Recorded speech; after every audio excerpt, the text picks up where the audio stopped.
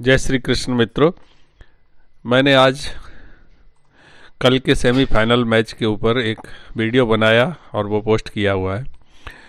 वो पोस्ट देखने के बाद मेरे पास में ही रहने वाले एक मित्र मेरे पास आए हैं और वो पूछ रहे हैं, कुछ प्रश्न हैं उनके इस संदर्भ में। आइए उनके प्रश्न लेते हैं। जय श्री कृष्ण जी। नमस्ते आचार्य जी, हरे कृष्णा। आप जय श्री कृष्ण। आपको गोवर्धन की हार्दिक शुभकामनाएं। आपको भी बहुत बहुत शुभकामनाएं।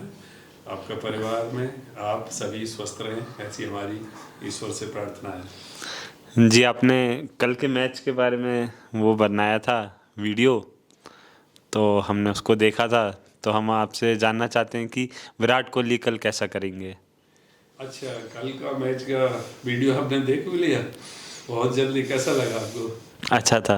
अच्छा, तो मैंने उसमें विराट कोहली के बारे में कुछ भी नहीं कहा, क्योंकि मैंने वीडियो बनाने तक विराट कोहली की कुंडली का विश्लेषण बिल्कुल नहीं किया था, क्योंकि हारने जीतने के लिए मुख्य जो कुंडली है वो भारत की कुंडली, को भारत को रिप्रेजेंटेटिव उनके कप्तान करते हैं, कप्तान की कुंडली और प्रश्न कुंडली और उस दिन के मैच की कुंडली, ये ज़्यादा महत्वपूर्ण होती है। बाकी तो ऐसे तो 10 खिलाड़ी हैं, हर व्यक्ति का उसमें महत्वपूर्ण होना जरूरी है, परंतु टॉप के खिलाड़ियों में हमारे विराट कोहली भी आते हैं। तो उसके बारे में आपने प्रश्न किया है तो मैं उनकी कुंडली खोल लेता हूँ और उसके बाद उसका क्या रहेगा कल मैं बताने की कोशिश करूँगा।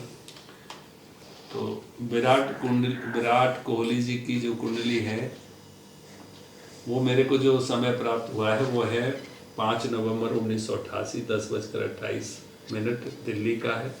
और ये जो समय और डिटेल्स मैंने एस्ट्रोसेज कुंडली से लिया है, क्योंकि एस्ट्रोसेज हमको लगता है कि सबसे ज़्यादा मान्यता प्राप्त जो है वेबसाइट है। तो बड़े बड़े अच्छे एस्ट्रोलॉजर भी हैं जो बहुत ही सटीक प्रिडिक्शन करते हैं।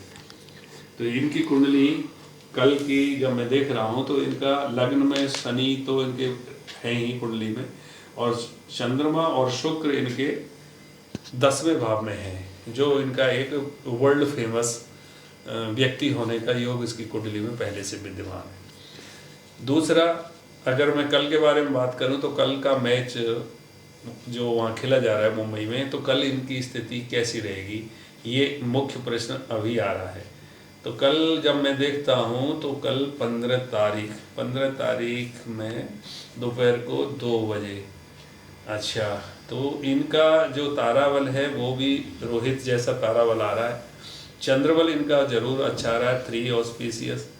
और इनका जो थर्मामीटर है 1 2 3 4 5, इनके 5 जो है अष्टक वर्ग में पॉइंट हैं।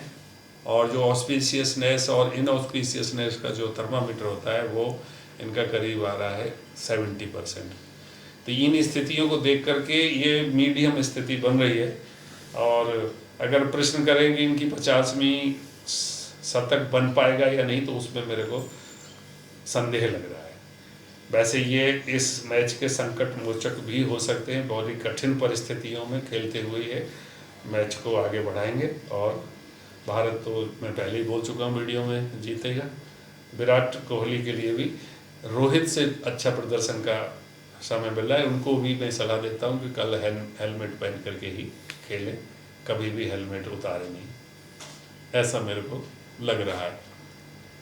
उनको हमने बीच में देखा है, जब स्पिन बॉलिंग आ जाती है तो वो अपना हेलमेट उतार देते हैं। कल नहीं करना चाहिए उनको, क्योंकि उनका तारा बल कल जो है ना डेंजर में है, और उसका चंद्रमा जरूर अवश्य ठीक है।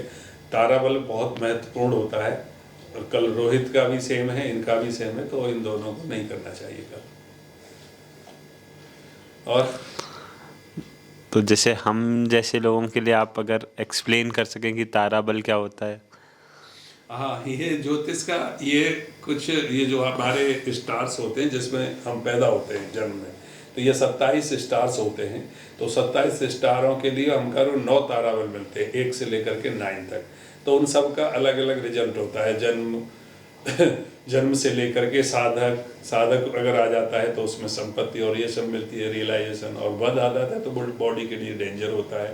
तो इस तरह से 9 जो हैं इनके ताराबल होते हैं हर एक व्यक्ति का, और प्रत्येक दिन वो बदलता रहता है, क्योंकि जन्म नक्षत्र जिसमें हम पैदा हुए हैं वहाँ से हम उस नक्षत्र तक गिनते हैं जिस दिन वो नक्षत्र होता है।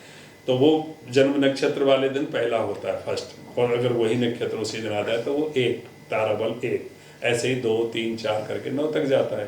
तो वो बड़ा महत्व बन जाता है अगर हम डे टू डे की घटनाओं में इनका विचार करें कि ताराबल देखे बिना कोई मुहूर्त, कोई यात्रा, कोई ये चीज़ें नहीं करनी चाहिए। ये है ताराबल।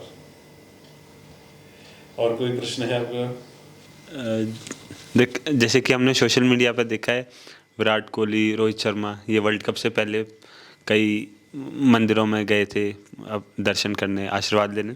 तो ऐसे ही हमारे भारतीय क्षेत्र से एक खिलाड़ी है सचिन रविंद्र, जो कि न्यूजीलैंड की टीम में है। वो जब पिछला मैच खेलने बेंगलोर आए थे तो वो अपनी दादी के घर गए थे और उनकी दादी ने उनकी नज़र उतारी और वो काफ़ी अच्छा करते आए हैं वर्ल्ड कप में। तो क्या कल के दिन वो भारत के लिए खतरा हो सकते हैं?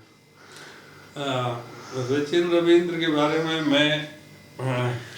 मैंने उनको जन्म समय मुझे नहीं मिला, उनका ना डेट ऑफ बर्थ मुझे मालूम है, तो कल के दिन के बारे में तो मैं कुछ कह नहीं सकता। लेकिन ये जो दादी द्वारा उनको आशीर्वाद प्राप्त करना, ये तो बहुत ही हमारे भारतीय परंपरा की बहुत सुंदर अच्छी है कि बड़े बूढ़ों का जब आशीर्वाद मिलता है तो वो अच्छा करता है और सभी को लेना चाहिए आशीर्वाद, मैं तो ये कहता हूँ। अब उनकी दादी की दुआएं तो अवश्य कार्य करेंगी, इसमें तो कोई दो राह है ही नहीं। वो अपना प्रदर्शन तो वो बेहतर करेंगे और सर्वोत्तम करेंगे कल। उस दुआओं के ऊपर मैं बिना ज्योतिष के देखे ही कह सकता हूँ, क्योंकि ये तो बिल्कुल 100% सत्य है कि अगर बड़े बूढ़े अगर आशीर्वाद देते हैं तो उसका फल अवश्य मिलता है।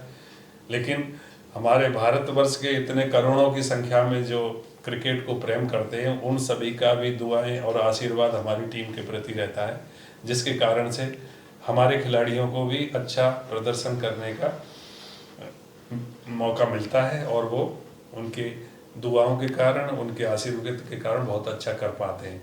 और भारत भूमि तो हमारे संतों की भूमि है, हमारे सभी अवतारों की भूमि है, जितने भगवान लिए हैं। तो ये अवश्य ही होना चाहिए कि भारतीय सनातन संस्कृति में जो भी कार्य हो रहा है सब हमारी भारतीय संस्कृति परंपरा से हो। मैं तो यह भी कहना चाहता हूँ कि जब भी इस तरह के कोई मैच, वर्ल्ड फेमस जब मैच होते हैं तो उस समय पे अपनी भारतीय संस्कृति के हिसाब से मंत्रों के उच्चारण के साथ ये मैच हो, चाहे वो अपने पैविलियन में करें अगर उनको ज़्यादा सेक्युलर बनने के कारण हमारे दूसरी चीज़ों को प्रॉब्लम हो तो उस वजह से, परंतु ये अवश्य होना चाहिए, इससे बहुत बहुत फायदा मिलता है।